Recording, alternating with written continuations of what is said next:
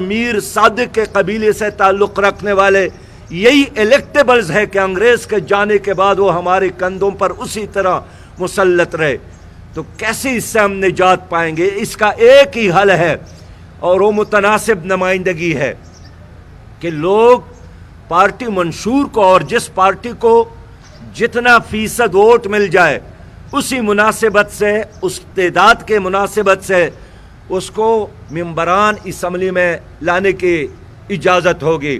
میں اس لیے کہنا چاہتا ہوں کہ اور حکومت چاہتی ہے کہ الیکشن کمیشن بھی جیب کی گڑی ہو اور عدالت بھی ہاتھ کی چڑی ہو اور جیسا وہ اس کو استعمال کرنا چاہے، لیکن جماعت اسلامی ایک نیوٹرل الیکشن کمیشن چاہتی ہے، ایک نیوٹرل احتساب کا نظام چاہتی ہے۔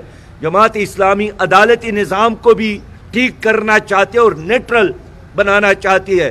ہم تو یہ بھی چاہتے ہیں کہ ہمارے ملک کا جو ایک اسٹیبلشمنٹ ہے یہ کسی ایک پارٹی کا نہ ہو، یہ بھی نیوٹرل ہو، یہ سب کا ہو۔ اور ماضی میں مجھے افسوس ہے کہ اسٹیبلشمنٹ نے کبھی پیپلز پارٹی کو لایا ہے، کبھی نواز شریف کو لایا ہے، کبھی عمران خان کو لایا ہے، اور جب بھی جس کو بھی لاتے ہیں، جب بھی ان کے دانت نکل آتے ہیں تو پھر خود ہی اس کو اٹھا کر ایک طرف پھینک دیتے ہیں۔ یہ ایک کاروبار جاری ہے۔ میں چاہتا ہوں کہ اب یہ کاروبار بند ہونا چاہیے۔ اگر اسٹیبلشمنٹ بھی یہ چاہتی ہے کہ لوگ اس پر جلسوں میں بات نہ کرے، اس پر تنقید نہ کرے، تو اس کو اپنے عمل سے بتانا ہوگا کہ یہ ایک نیوٹرل ادارہ ہے اور یہ سب کا ادارہ ہے۔ محترم صاحب حضرات، جماعت اسلامی چاہتی ہے کہ ملک ترقی کرے، لیکن ملک کی ترقی کے راستے میں یہ لوگ رکاوٹ ہے جنہوں نے 74 سال تمہاری اوپر حکومت کی ہے۔ یہ چلے ہوئے کارتوس ہے، یہ اب مزید چلنے والی چیز نہیں ہے۔ ان کی وجہ سے ہماری قوم غربت کا شکار ہے، ان کی وجہ سے ہماری قوم کے کندھوں پر 51,000 ارب کا قرضہ ہے، ان کی وجہ سے ہمارے عدالتوں میں انصاف نہیں ہے، ان کی وجہ سے ہماری اسکول میں غریب بچے کو تعلیم نہیں ملتی، ان کی وجہ سے ہمارے نوجوان باصلاحیت نوجوان کو روزگار نہیں ملتا ہے۔ پیپلز پارٹی نے روٹی کپڑا اور مکان کا نعرہ لگایا، بار بار ان کو حکومت ملی لیکن نہیں دے سکے۔ مسلم لیگ نے پاکستان کو ایشین ٹائیگر بنانے کا اعلان کیا تھا، بار بار ان کو حکومت ملی لیکن ملک کو ترقی نہیں دے سکے۔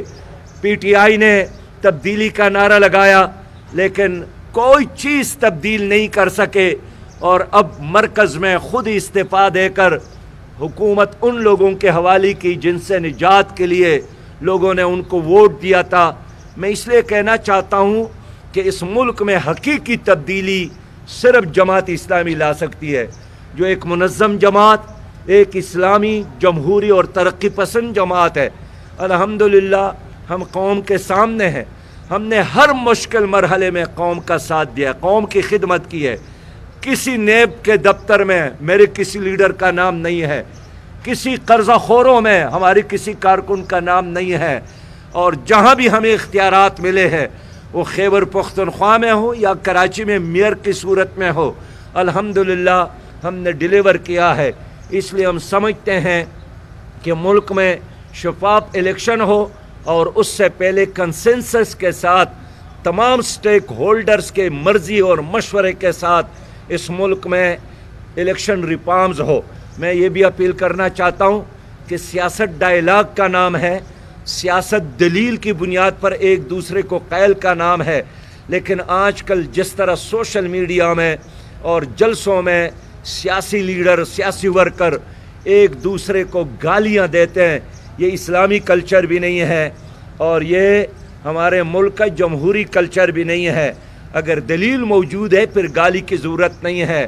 تو دونوں طرف سے اور ہر طرف سے گالیوں کے تبادلے ہیں، قومی اسمبلی کے اندر بھی ہے، سینٹ میں بھی یہی گالیاں چلتی ہیں، جلسوں میں بھی گالیاں چلتے۔ اس کا مطلب یہی ہے کہ ہمارے سیاسی لیڈروں اور سیاسی ورکر کے ساتھ اب کہنے کے لیے دلیل نہیں ہے، اس لیے وہ آخری چیز نہیں ہونا چاہیے وہ گالی پہ اتر آیا ہے۔ میں اپنے کارکن کو سختی سے منع کرتا ہوں کہ پروپیگنڈا جھوٹ کا نام نہیں ہے، اور میں اپنے کارکن کو نصیحت کرنا چاہتا ہوں کہ جب قرآن موجود ہے، حدیث موجود ہے، رسول اللہ صلی اللہ علیہ وسلم کی سیرت موجود ہے، تو قرآن اور حدیث کے روشنی میں لوگوں کو قائل کرو.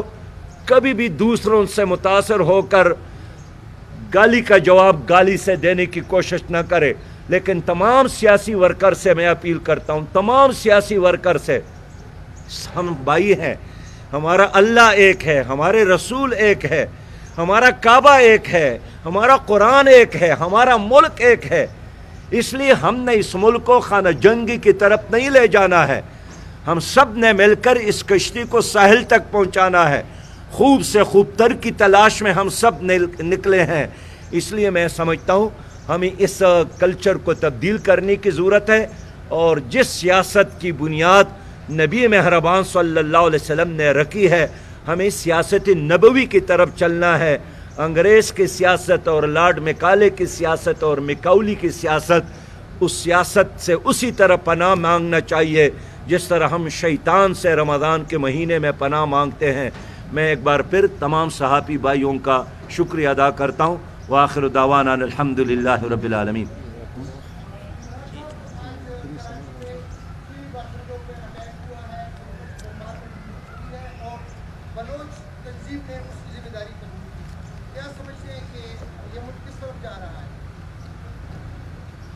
دیکھیے، ہم ہر طرح کی دہشت گردی کی مذمت کرتے ہیں، اور ملک میں جو ادارے ہیں، سیکیورٹی ادارے ہیں، ان کا بھی یہ فرض ہے کہ اپنا رول، اپنا کردار ادا کرے دہشت گردی کے خاتمے میں. اور جو پولیس ہے اس کا بھی فرض ہے کہ وی آئی پی اور پروٹوکول ڈیوٹی کے بجائے وہ عوام کی حفاظت میں اپنی صلاحیت استعمال کرے. باقی جس نے بھی یہ دھماکے کیے ہیں، حملے کیے ہیں، ہم اس کی مذمت کرتے ہیں، اور حکومت سے کہنا چاہتے ہیں کہ قانون نافذ کرے، اور جو بھی اس جرم میں شریک ہے ان کو سزا دینے کے لیے اپنی تمام تر صلاحیتوں کو استعمال کرے.